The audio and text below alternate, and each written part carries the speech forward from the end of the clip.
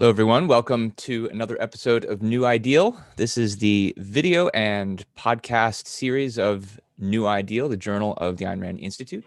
On this program, we discuss complex issues and events shaping our world today from the perspective of Ayn Rand's philosophy of objectivism. This is a philosophy that upholds the ideals of reason, individualism, and capitalism. If you'd like to learn more about our ideas and about our publication, you can visit us at newideal.aynrand.org. If you're watching on social media today, that's great. You can also interact with us sometimes more directly through Zoom by going to zoom.us/join, meeting ID 812-506-718. Though I should mention that we are also paying special attention to any super chat questions that come in on YouTube today. So if you'd like to consider supporting our program and this channel on YouTube, great way to do that is to donate to get your question to the top of the list. And if we get those even during the course of the broadcast, we'll try to prioritize them. We won't just wait until the end. So our topic today, something that has been in the news quite a lot the last few weeks, the fuel on the fire of cancel culture. And shortly, I'm going to be joined, well, hopefully presently I'll be joined by my colleague, Ilan Giorno. We're going to be discussing this topic together today. Hi, Ilan. Hey, Ben. So it's actually kind of interesting that this has become such a big item in the news, because just a few weeks ago you did a talk about what happens when journalists try to cancel Ayn Rand, and then in subsequent weeks even more people tried to cancel the Ayn Rand Institute because of the PPP loan that we took. We'll leave that aside for the moment, but the reason this is in the news, especially in the last few weeks, is because of a very prominent open letter written by or signed by a number of prominent intellectuals that appeared recently in Harper's Magazine, titled A Letter on Justice and Open Debate. This is released on July 7th, 2020. And I'll just say a few things about what got people talking about this letter. So it's led to a lot of discussion of so-called cancel culture. The phrase isn't actually used in the letter, but the letter touches on many issues that people associate with this notion of cancel culture. So, for instance, even though many of its signatories are prominent intellectuals on the left, like people like Noam Chomsky, for instance, nonetheless, it bemoans the attack on the quote, free exchange of information by, quote, intolerant members of the left. Now, it does that in the context of saying lots of problems with the current Trump administration, but it still turns around and says we've got problems. They say we've got problems on the left as well.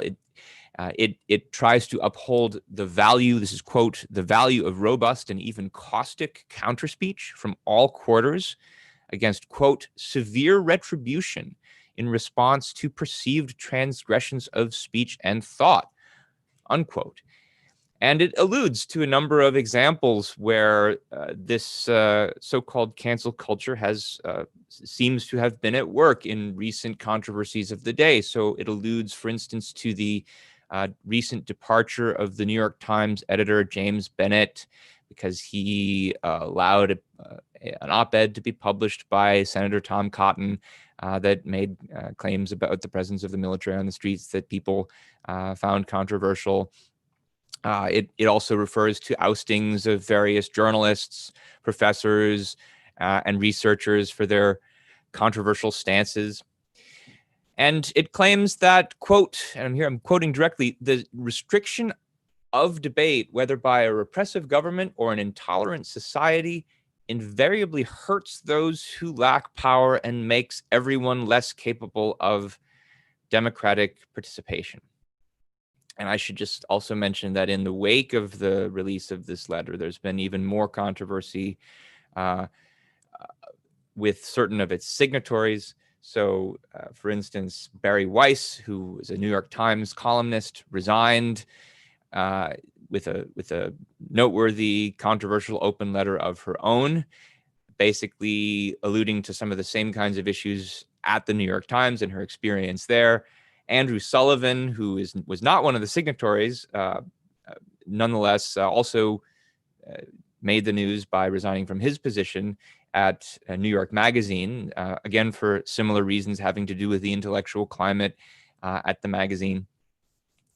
There's a lot to talk about here, Elon, and I'll just start by saying that, I mean, there's, I think, a number of interesting questions you can raise about the factual claims in the letter, and there have been numerous commentators who've said, well, maybe it's not clear how many people are actually being canceled or whether the alleged cancellations are as bad as it's suggested. I mean, J.K. Rowling signed this letter.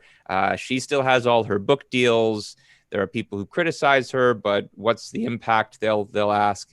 And there have also been very interesting questions, and I think we'll talk more about this, about whether this is really just a phenomenon on the left or whether it is something that cuts across our entire intellectual culture. Yeah, I just wanted to add something to this. So you mentioned the ways in which this idea of cancel culture has become a big issue and people are talking about it. If you think back, if you heard Donald Trump's speech at Mount Rushmore, he brings that up. It's a big part of his positioning. So it's clearly something that has risen much more to the prominence. And we should probably say something later on about the phenomenon that we saw a few years back on college campuses with deplatforming and so on. I think there's connections there. But one thing so I think a good place to start is to talk about, and you mentioned my article about journalists trying to cancel Ayn Rand. I put it in scare quotes because I think there's a real question of what is it we mean by cancel culture or canceling somebody. And you gave the example with J.K. Rowling. She herself describes in one of the letters, one of the articles she's written about this phenomenon. She describes herself as having been multiply canceled numerous times. And so the question is, what exactly is it to be canceled, and what is this phenomenon? Is there a thing here? What are we trying to understand? So maybe let's dig into that. That's the first thing to talk about, whether there is a thing here. I think there is a thing here, but it's not well conceptualized. It's not well defined by any of the parties who've been discussing this. So some of the parties who've discussed this have pointed this out, that it's a poorly defined concept, cancel culture. So are we talking about any online campaign of shaming? If that's the case, I got canceled yesterday when I did a webinar about abortion with Gloria Alvarez. You should see my Twitter feed. But or is it an online campaign of shaming that's directed specifically for the purpose of getting somebody fired or getting them deplatformed in a certain way? That hasn't happened to me yet. Fingers crossed. Or is it only if the target of the campaign is someone famous and prominent who is in the spotlight and people are trying to take them out of the spotlight? I mean, that's part of the language of cancellation. I think it originally came up because like somebody has a TV show that gets canceled or they have a prominent career that somebody desires to, in effect, get canceled.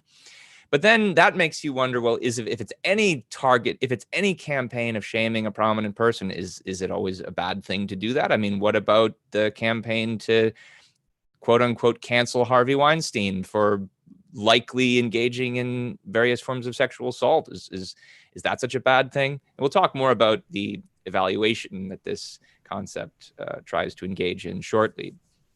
And is the kind of shaming or are they saying that the shaming has to be about what people say as opposed to what they do? A lot of the examples that are alluded to in the Harper's letter relate to discourse. They relate to people being shamed for their controversial opinions. Now, maybe that's where this concept is, that's what it's trying to focus on. Though, again, none of this is very clearly defined. And so whenever I'm going to use this word or phrase today, it's always going to be in quotation marks. I don't mean to endorse it because I think it's messy, to say the least.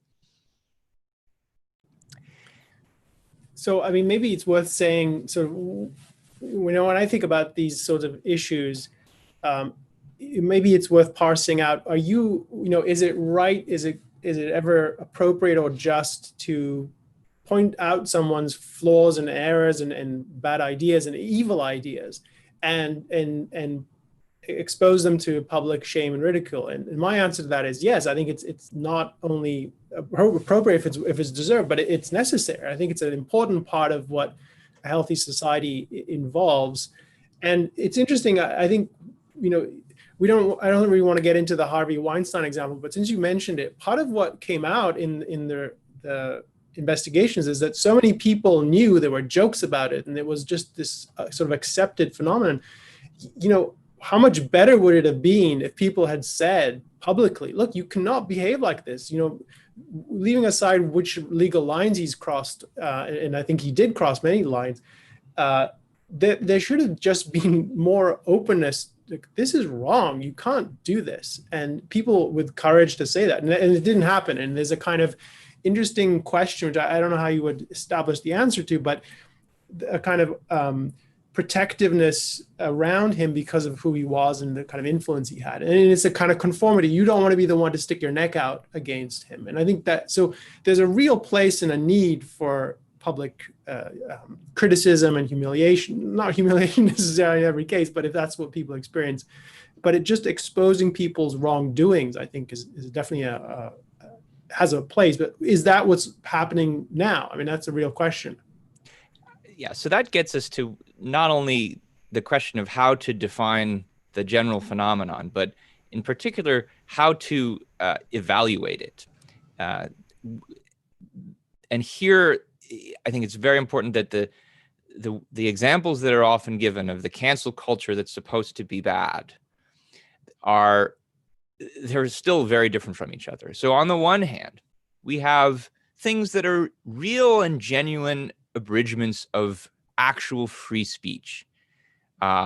So anything from a government actually passing some kind of censorship to private individuals that use physical threats, coercion, and intimidation to actually shut down speakers. All of these are real abridgments of free speech rights. So if a mob, comes into a lecture hall and, kicks somebody off a stage when that person had an actual agreement with the university or the institution to give a speech, that is a real form of a violation of free speech. And it's a real problem.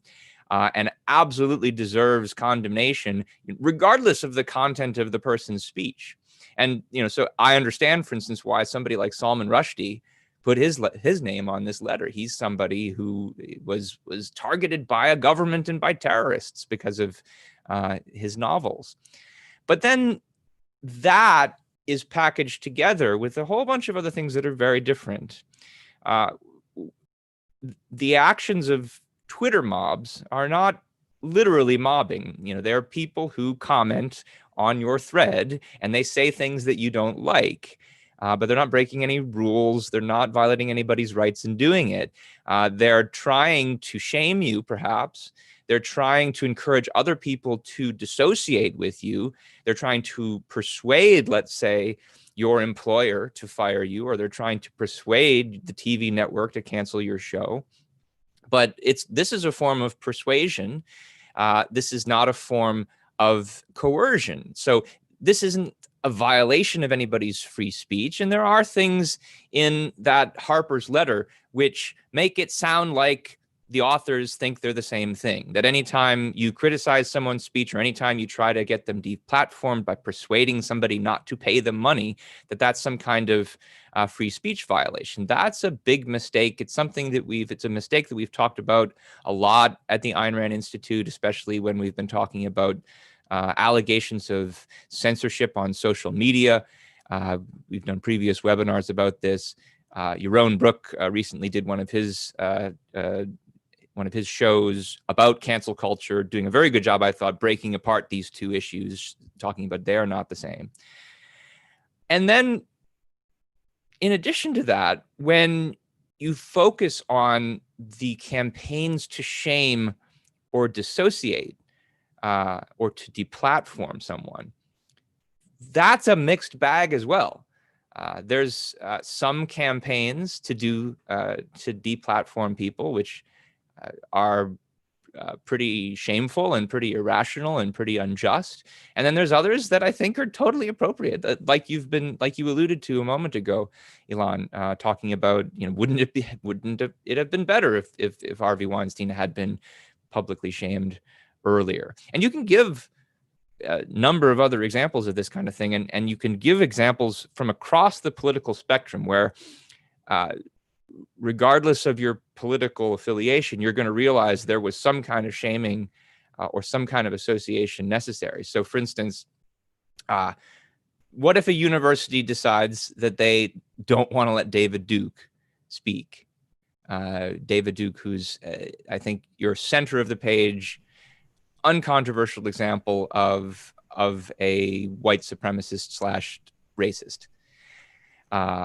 But on the other side of things, or the way people think of it as the other side of things, maybe you'll remember back after 9/11, there was a professor in Colorado who said some terribly anti-American things about how the people who worked in the World Trade Center towers basically deserved what they got.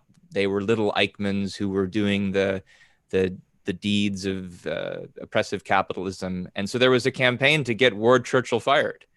Now, leave aside for the moment the fact that he was working for a public university. If this were just some guy working at a university and you convinced his employers, this is a bad person, we don't want him teaching our students.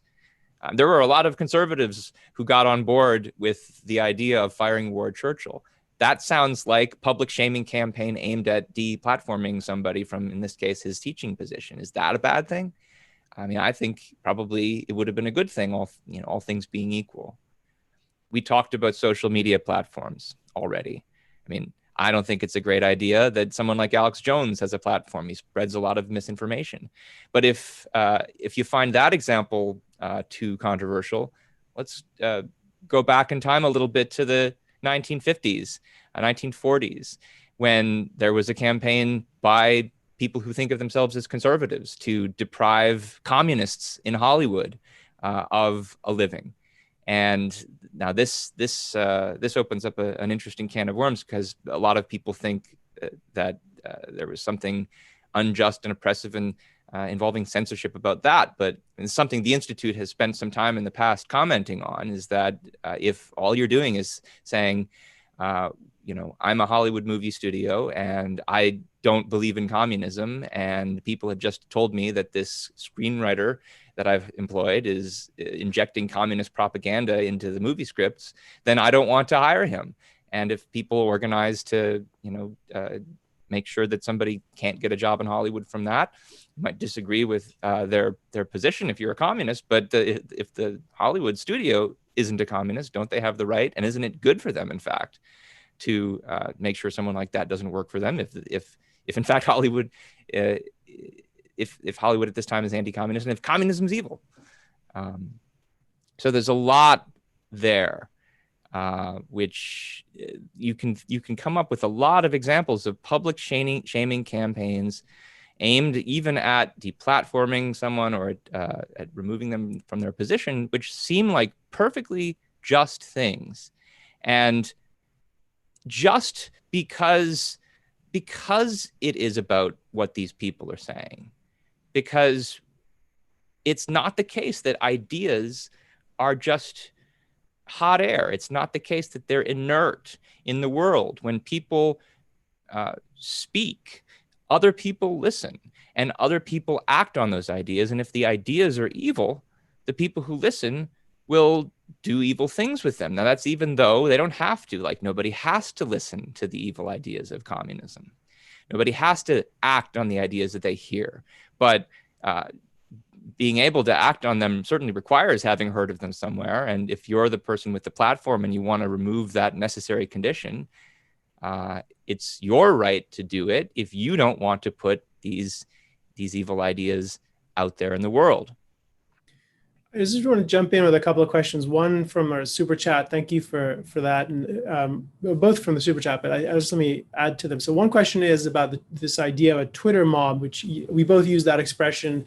is it itself putting together things that shouldn't really be put together? And I think it's a question of what one means by that. There's definitely different kinds of behavior that occur on Twitter, and we would have to form a taxonomy of what we think is going on. And I think it's interesting as well to parse out that there are things people do on Twitter that do break the law. Like if someone threatens your life, I mean, that's clearly a step towards using force, and that's wrong. And that's not the same thing as just saying, I don't like you, go away, and you should be canceled, or whatever it is that people are saying. And I think it's dangerous to treat Twitter as the thing. It's people using this tool. And I certainly don't have the view that Twitter is a bad thing. I think it's just a question of how do people use it and misuse it, and what are the norms that should govern these sorts of places where I don't think people have figured that out yet. And obviously you can control whose stuff you see and whose you don't.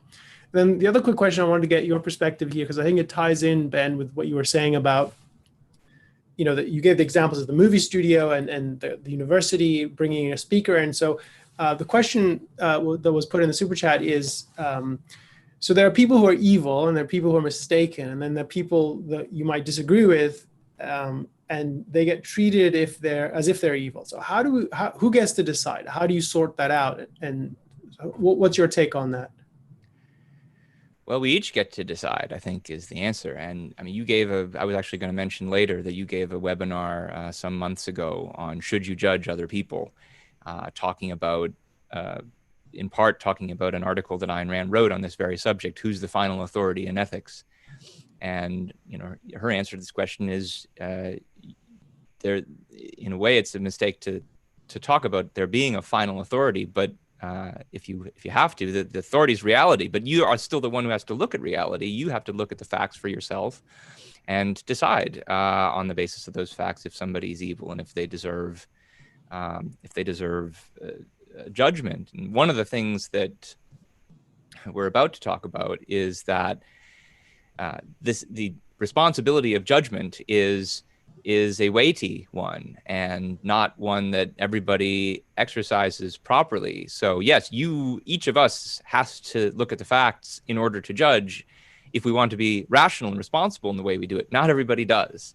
And that's part of the problem. And that's a good segue actually to the next issue, because even though I just mentioned a number of cases where I think there would be justifiable grounds for launching a kind of public campaign to shame somebody and maybe get them removed from their position, there's a lot of cases where this sort of campaign is not handled well and where it is not handled rationally. And to the extent that the people who talk about cancel culture are talking about these kinds of examples, ones I'm about to mention, I think they are onto something. I think there is a real problem in our intellectual culture. And so you can see this especially in a number of recent cases where the figures who are being quote unquote canceled are being accused of being threatening because of some position that they've held, where no attention is given to the arguments that they give for their position, and no attention is given to the facts that show they're not actually threatening anybody. So what I have in mind here in particular is the J.K. Rowling example. So just to give some context for this, Rowling some months ago made a number of tweets that were critical of the current thinking among the intellectual consensus about transgendered people.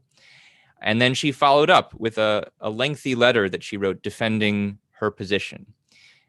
Basically, her position is that sex is biological and that you can hold that view and not be hateful or bigoted toward trans people. And she explained how her reason for wanting to defend this position is because she thinks that if you don't think of sex as biological, it is dangerous for the interests of women and of same-sex and people who have same-sex attractions, which presupposes conversation, an understanding of sex. Now, leave aside for the moment the whole question of whether she's right about that. This is not a can of worms I want to open right now. That's not the point. So the point is not about whether she's right about her position on transgender issues.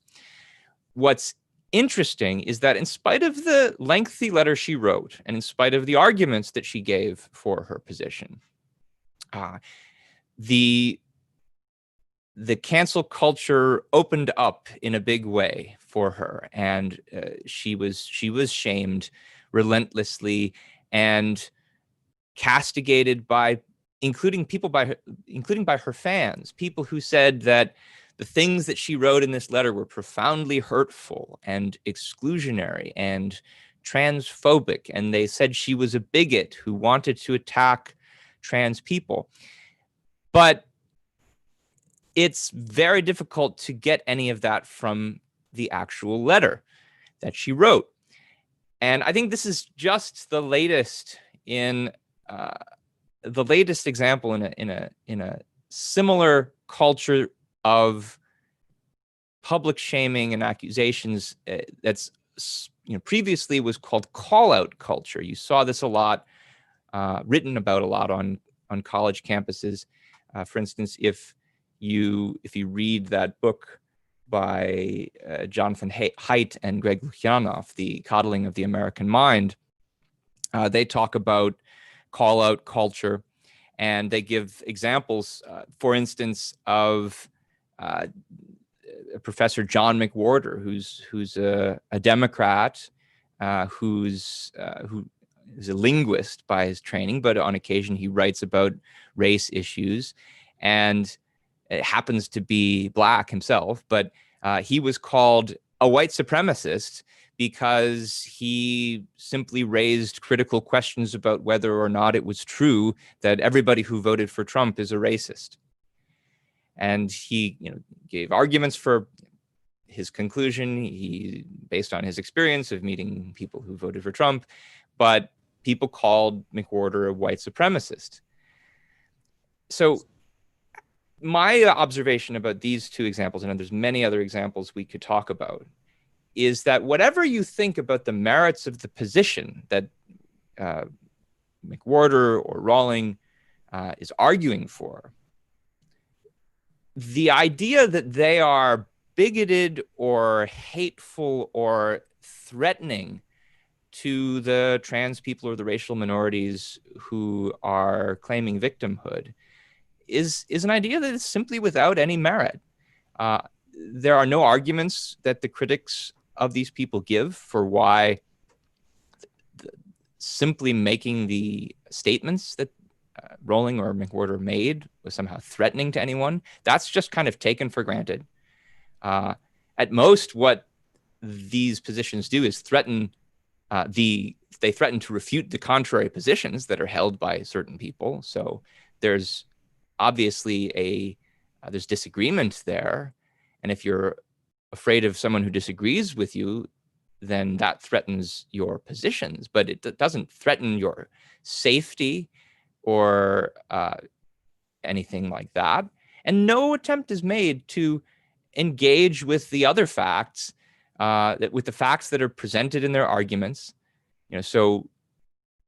Nobody attempts to deal with J.K. Rowling's argument that if you don't think of sex as biological, then this poses problems for how to think about the interests of women and how to think about the interests of people with same-sex attraction. Again, not endorsing anything she says necessarily, but the point is nobody is even engaging with her arguments.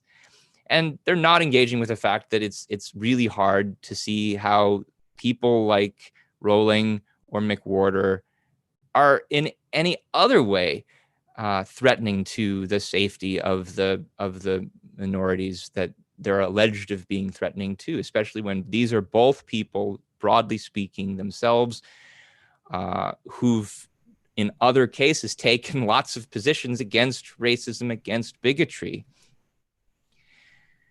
So, I mean, there's other examples we could go to, but I think we should probably get to the main point that I wanted to get to, Elon, which is, so I called this webinar the fire, the fuel on the fire of cancel culture. And so when you strip away all the complexities of this, because it's a real mixed bag for the reasons that we've talked about, when you get down to this last issue, these examples of public shaming that is based on no evidence, but it's motivated by the idea that the things people say are threatening.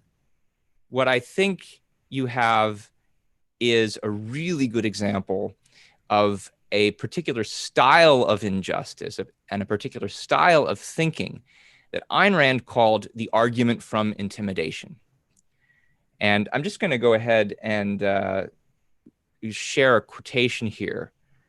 This is a quotation from an article that Ayn Rand wrote called The Argument from Intimidation. And I hope you see that this is exactly what we're dealing with now today in this particular aspect of so-called cancel culture. She says, there's a certain type of argument which, in fact, is not an argument, but a means of forestalling debate and extorting an opponent's agreement with one's undiscussed notions.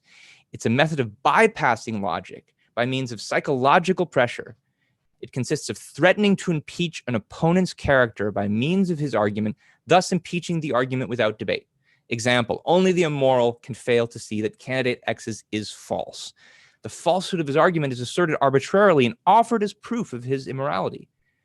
The essential characteristic of the argument from intimidation, she writes, is its appeal to moral self-doubt and its reliance on the fear, guilt, or ignorance of the victim. It is used in the form of an ultimatum demanding that the victim renounce a given idea without discussion under threat of being considered morally unworthy. The pattern is always only those who are evil or dishonest or heartless or insensitive, ignorant, etc., can hold such an idea. And obviously you would need to add a new example to her list, because now today it's only those who are racist or only those who are transphobic or only those who are bigoted can hold a position like this.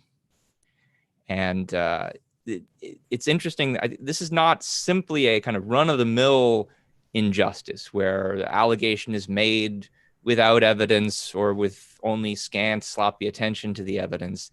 This is a particularly concentrated form of injustice because it purposefully avoids the evidence that you would need to assess somebody's moral character. It encourages people to avoid that evidence, forestalls discussion of that evidence, forestalls the discussion of the very issue that is in question. Like, is Rowling actually right about her view on the biology of sex? And instead takes that for granted and tries to guilt people, her and her fans, into silencing themselves from defending against the charges and examining the actual question that's at stake. So, I'm glad you brought up this argument from intimidation, and I recommend everyone go read this because I think it's hugely clarifying for interactions with people in general in terms of the way people argue. And she when she wrote this, I think it was 1966, 64. Yeah, she argued that this style of engagement, this argument from intimidation, was prevalent already, and I think it still is. And it's helpful to think about what are some of the signs of it. One of the things she says is a telltale. One way to detect it is that if you encounter a smear, it's a kind of argument from intimidation because you're kind of nullifying somebody without any attempt to engage in what they stand for, what reasons they might have, and it's just they must be bad. This is what we know about. And I think some of what people are reacting to in this sort of cluster of things that are called cancel culture, I think some of the sort of reasonable negative reactions to it are the smears of people. So is there such a thing as racism? Of course, and it's a huge evil, but it's really bad to use it as a way of shutting down people who you disagree with. Or is there such a thing as hostility or irrational hatred for people who are trans? I think there is. It's a real phenomenon. But it's not a good idea to use this idea of transphobic to shut people down whose ideas you disagree with, and in effect say, you are violating the consensus. You're violating the accepted bounds of what we believe to be true. You're messing things up for us. We can't have you be here, so you have to go away. We don't, and not you're wrong because here are the reasons and here are the 6 logical fallacies or whatever it is that you think is going on, but just you have to be ejected.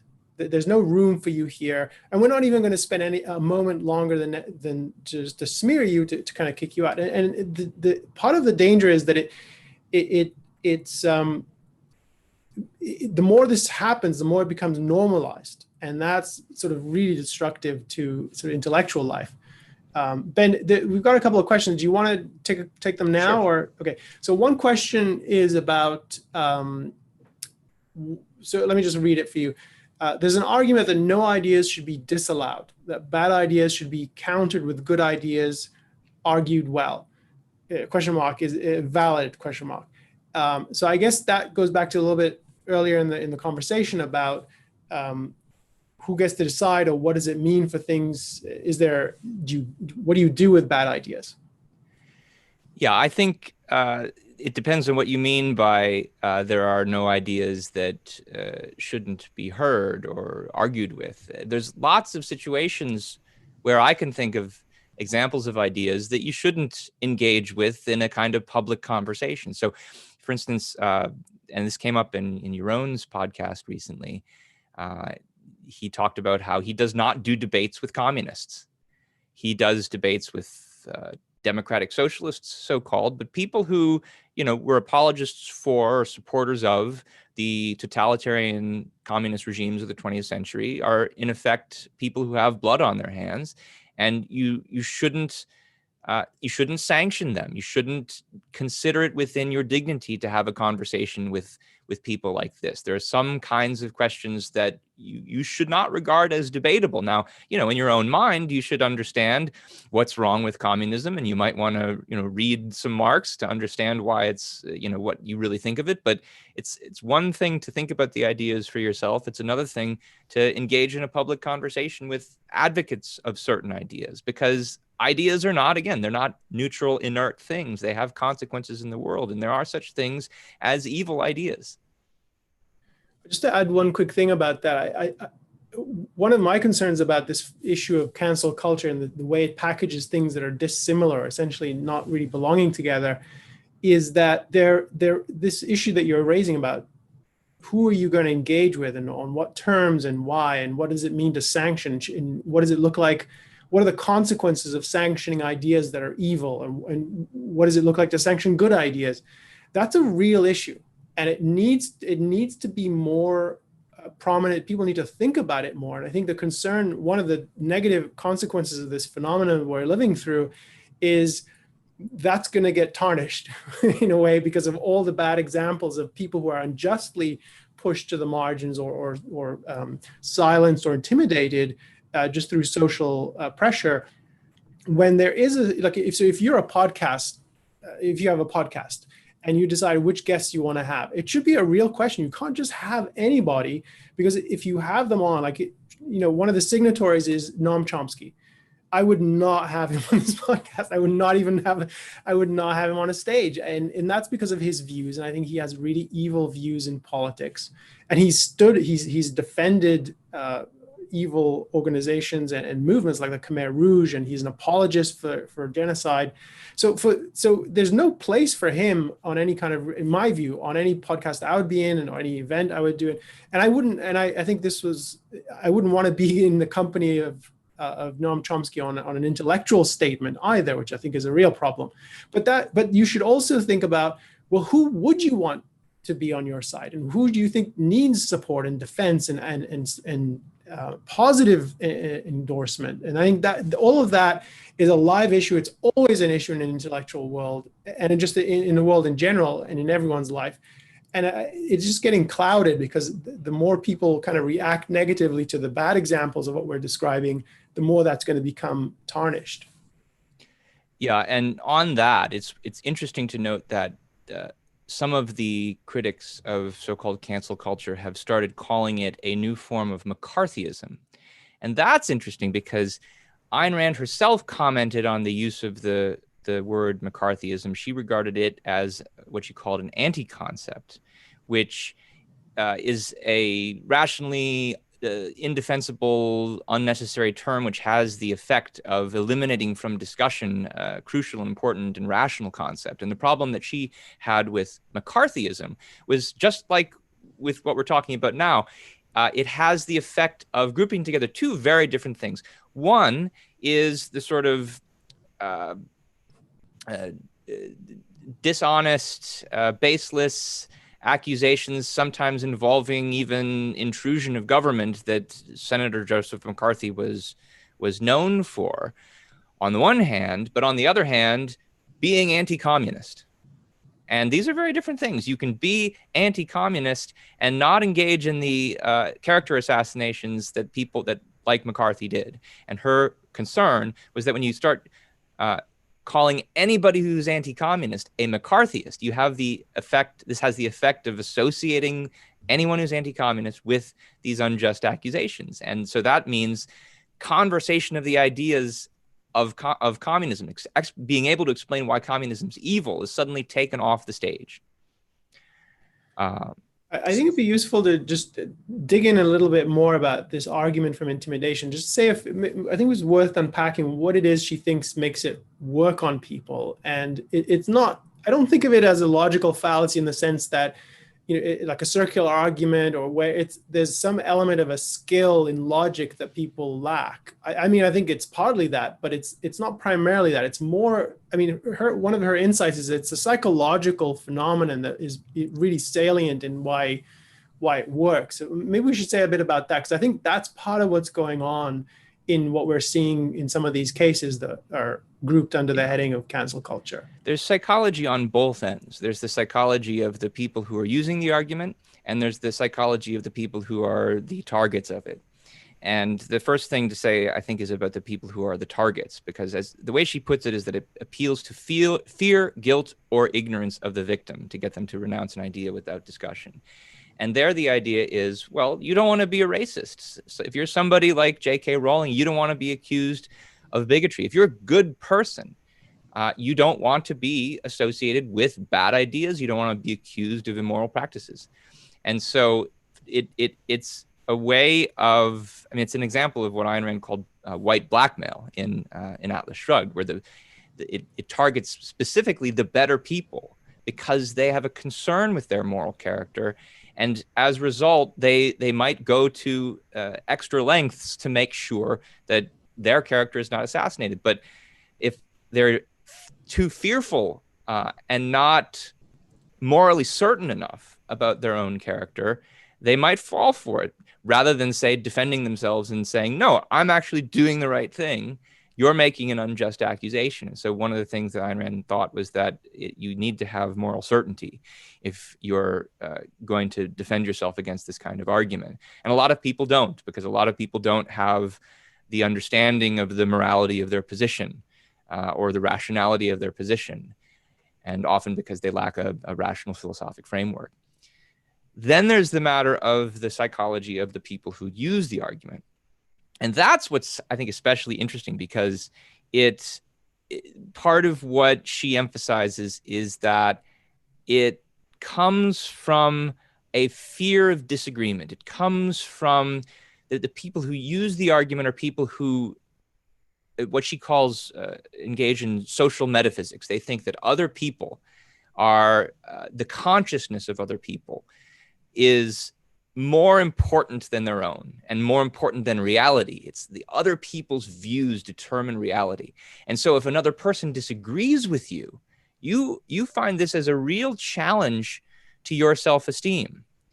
But because you don't really have a concept of a fully independent reality and a set of facts against which that other person's views can be compared, you think, well, the only way to eliminate this threat to me is not to refute them with logic. It's not to point to the facts that show why they're wrong. It's rather to intimidate them. It's rather to make them afraid of me. Just like I was afraid of them, I'm going to make them afraid of me.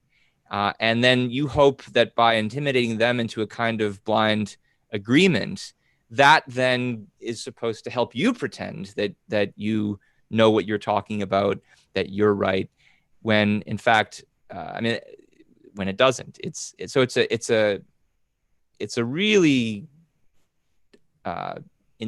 insidious example of a way of seeking pseudo self-esteem by cowing someone else into agreeing with you, and then they help you fake your own illusion of efficacy. So I would say that's psychology of where it comes from on both ends of the argument.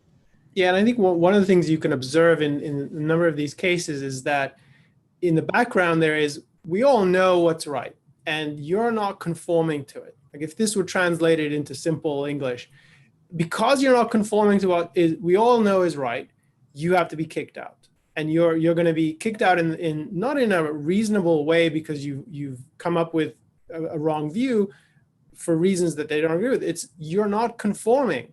You're not following what is known to be. So when people are, I think part of the complaint that this is about creating kind of groupthink, or there's all sorts of buzzwords people are using to try to capture what is going on in the phenomenon.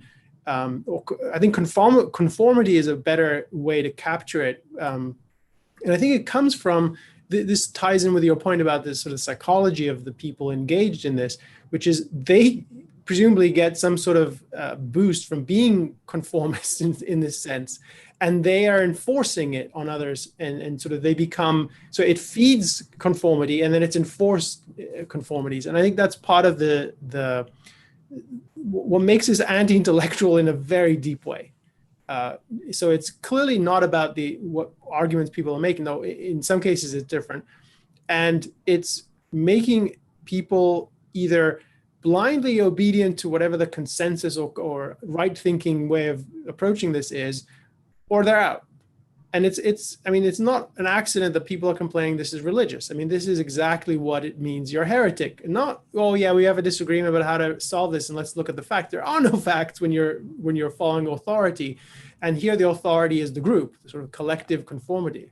And one of the examples that Rand actually uses in her article, Argument from Intimidation, is that this is just like the old mystic slogan, to those who understand, no explanation is necessary, and to those who don't, none is possible.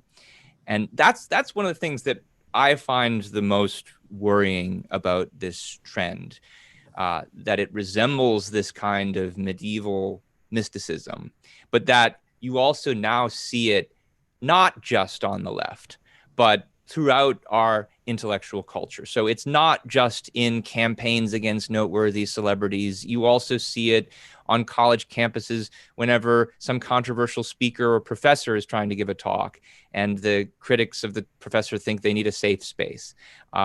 Sometimes the targets are non-prominent people who have a lot less to fight back with. There was an example I read about a principal who was fired because she wrote a post saying that even though she agreed with certain objectives of the Black Lives Matter movement, she objected to their tactics, and she was fired for that and accused of being a racist. But it's not just something that you see coming from the left. You see it on the so-called right as well. I mean, where anybody who raises any criticisms of the policies of the current administration is accused of suffering from something called Trump derangement syndrome, and no further discussion is necessary because now they've been diagnosed with some kind of mental disorder.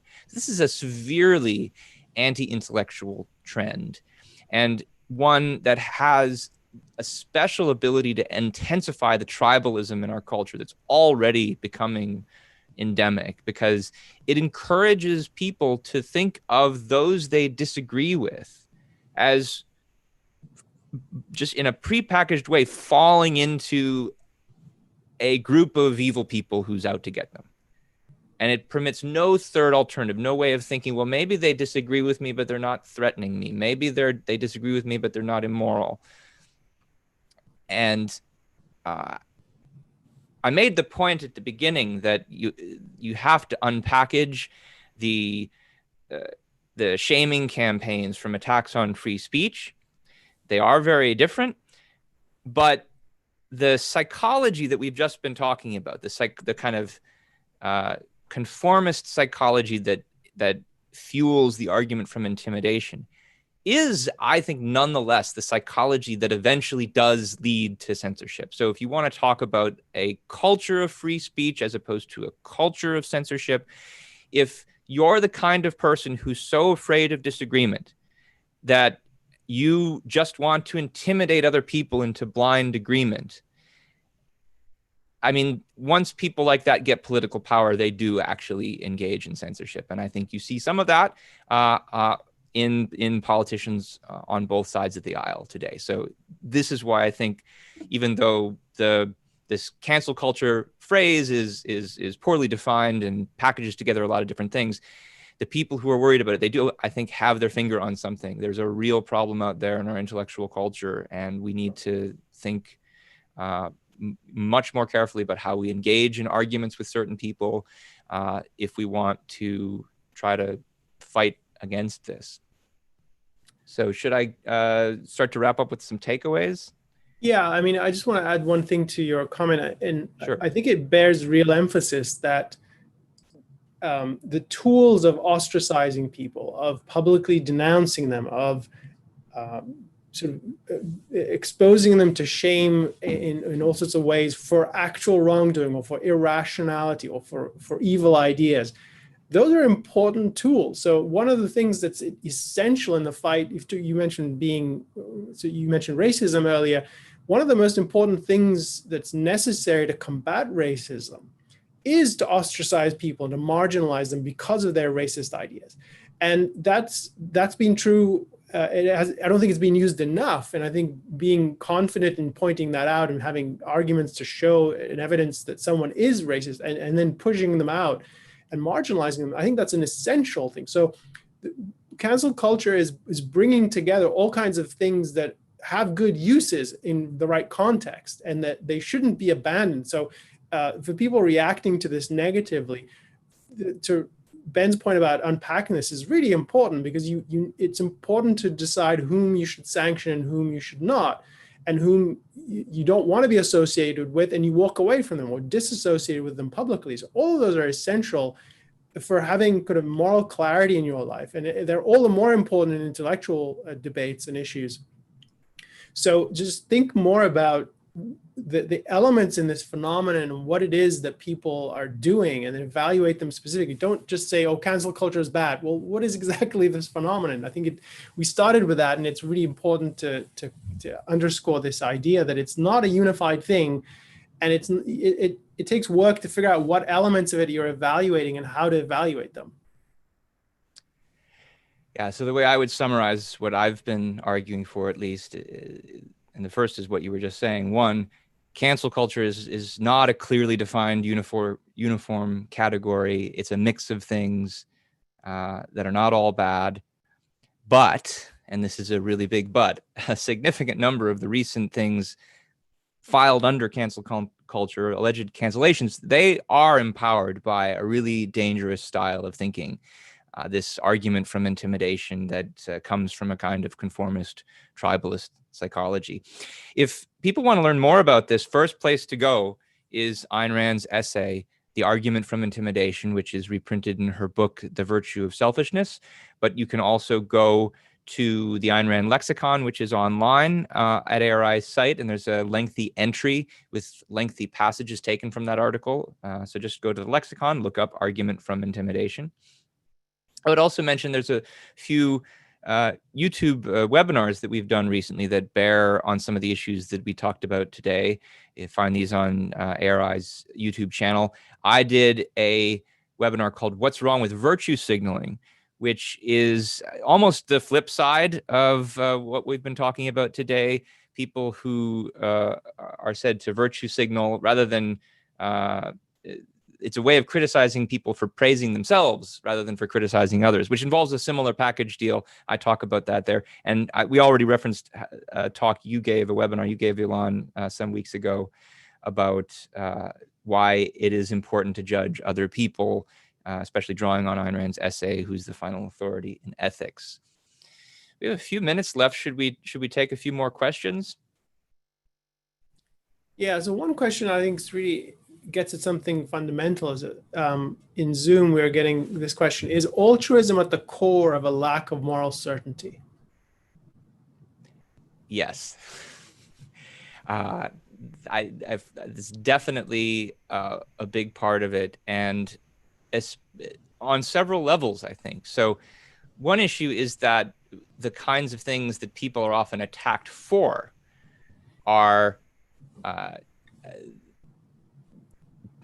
things like being selfish, and if you are not confident in your right to pursue happiness, if you're influenced by altruistic thinking, then yeah, you're going to have a lot of self-doubt about this. So I mean, I think you see this right now with the question about free market organizations taking bailout money. I mean, we at ARI took it. We did it with the confidence that we have the right to take it as restitution for the variety of ways in which we, as well as many others, have been victimized by various statist policies. But if you're not really convinced about egoism, if you're not really convinced about the morality of self-interest, yeah, you're going to think, well, maybe I shouldn't take that money, and maybe I should let them cancel me and take the spotlight away from me. But so we have a fair amount of moral confidence on this, and that's why we're not giving in on this one. But also, there's the issue that one of the things that altruism does is that it, even leaving aside questions about the morality of the pursuit of material self-interest, altruism at its deepest root wants to argue it's selfish for you to use your own mind to figure out the truth. And so you shouldn't do it. Who are you to judge? Is ultimately an idea that comes from altruism. Because why should you have confidence in your own little mind when there are these other people who disagree with you? You should bow down to them. You should defer to them. So that, to the extent that altruism makes you think, who am I to think this when other people disagree with me? Absolutely. It's at the core of this kind of lack of moral certainty. So another question from a viewer regarding something that we touched on, but I think it's worth just circling back briefly. Could you address the angle of the New York Times the New York Times had to deal with, where employees claiming the editorial that was published by Tom Cotton made them feel less safe, and then the question says, which I took as the claim the company was creating an unsafe environment. So I haven't looked very carefully at this particular controversy. I suspect that the op-ed itself probably had some content problems, and to the extent that what the article was arguing for was putting more federal troops on the street. If you think that's not the role of the federal government in dealing with the recent civil unrest, if you think, well, no, that's a job for the state or the city, you might find it threatening to go out in the streets. But for creating an unsafe work environment, that I don't get. You might think that the improper editorial procedures were used, that the article made factual claims that were baseless, that should have been checked, that there should have been more editorial oversight. That is some of what is being alleged about this particular case. I haven't looked closely at whether that's true, but it's still a whole other thing from I'm unsafe in my work environment because my editor wants to publish things I disagree with. And that, if that's the thinking behind it, then I think that's more of this kind of argument from intimidation that we've been talking about. Yeah, I agree. I think I certainly think there are problems with the op-ed, and it's not clear what standards it violated, and this is the New York Times position that it took about it. One element of it that's interesting, we were talking about this in another context, but there's a parallel here with the kind of things we saw 4 or 5 years ago on college campuses, where this became a thing where simply holding a view that's not what is acceptable to most people is treated as threatening, as literally as violence. So speech is violence. This is a placard people are holding up in protest, and it's hard to see that. I mean, it's not that hard to see that. I think there's something going on here that's either an echo of that view or literally that view in action, because there is a difference between speech and action. and words are not literally violence. But if that's what you're saying and you're doing it, and what makes this more complicated is the workplace labor laws and so on, that you, as an employee, if someone says they don't feel safe, that's a totally different issue from free speech. There's all kinds of regulations that you have to follow and then be aware of. But, just I think there is a tie-in here with that whole thread of thinking that you see bubbling out of academia that blurs language and action. Words and speech, words and action, that is really confusing, because it's not. I mean, there are sort of edge cases you can come up with, like threatening somebody, or where it's not really speech anymore. That's an action. But the prevalence of this view, I think, it puts people on the back foot, and they don't know how to handle it because it's not clear how to disentangle this kind of issue. Yeah, and it's.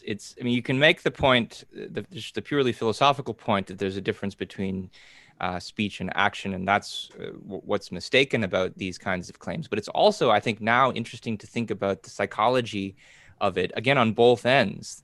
That if someone's accused of saying something simply by disagreeing, they're threatening someone. Well, again, if they're a better person, they don't want to threaten somebody, so that might give them self-doubt. But then the psychology of the person who makes that kind of argument, this is exactly the kind of argument that you would make if you really did fear disagreement so much that you thought other people disagreeing with you would shatter your universe. You would see it as a kind of existential threat. You'd be wrong, but so there's a real illuminating psychology that Ayn Rand goes into in this article that really, I think, makes sense of so many different aspects of this culture that we're now living in, that we have to deal with. And she gives some really great advice for how to deal with it and how to soldier through it. Well, we appreciate all the questions that have come in. I think we need to wrap up. And thanks to all of those of you who submitted super chat questions and donated to help support what we do. If you're interested in supporting the Institute, one of the best ways to do that is to become an ARI member, and you can support us that way. That helps get Ayn Rand's ideas out to the widest possible audience and reach new people with books and ideas and essays and webinars like this. Yeah, and also just remind people that if they like this webinar, they should try to follow us on YouTube. Just go ahead and click that red subscribe button, and then also be sure to click the bell if you want to get notifications about every time we go live or put new material up on YouTube. And if you have questions for us you want to follow up with, or if you have ideas for other topics that you'd like to suggest for future webinars, please send us an email to newideal@aynrand.org. We read all of that, even when we don't always respond to it. So thanks again for joining us. Thanks, Elon. I think this was a really interesting conversation, and we will all see you next week for another episode of New Ideal Live.